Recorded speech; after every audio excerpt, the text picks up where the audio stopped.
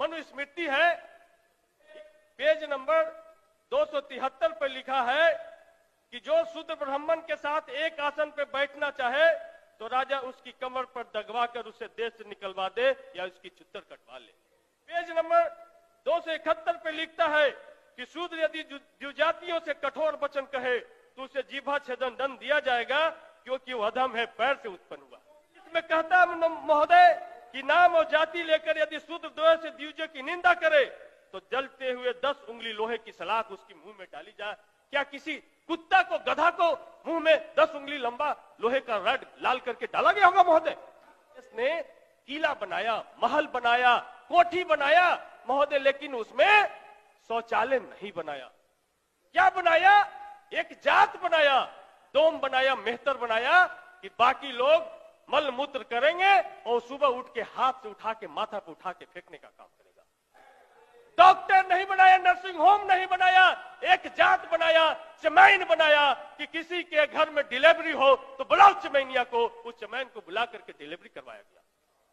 इस देश में हम लेजर टेक्नोलॉजी विकसित नहीं किए, जूता चप्पल नहीं बनाए महोदय, लेकिन हमने एक जात बनाया, चमार बनाया कि भाई तुम्हारा काम जूता बनाना है और तुम्हारा काम जूता खाना है, काटना है।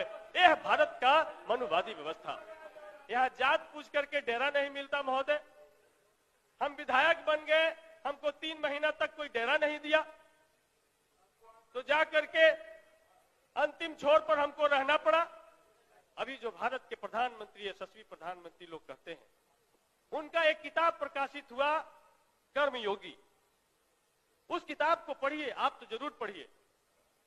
उस कर्मयोगी के बारे में नरेंद्र दामोदर दास मोदी जी ने लिखा कि भारत में मल मूत्र साफ करना, पैखाना साफ करना, गंदगी साफ करना, ये दलितों का परम कर्तव्य है। इसको साफ करके उनको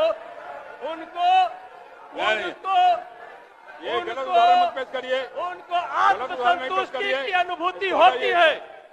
महोदय पढ़ा जाए, हमने रेफरेंस दिया महोदय, हम कोई झूठ नहीं बोल रहे हैं।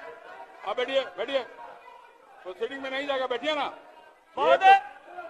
ये है आरएसएस और बीजेपी की मानसिकता महोदय। राम मंदिर बन गया है, बहुत अच्छी बात है, विवाद खत्म हुआ, किसी को कोई तकलीफ नहीं है।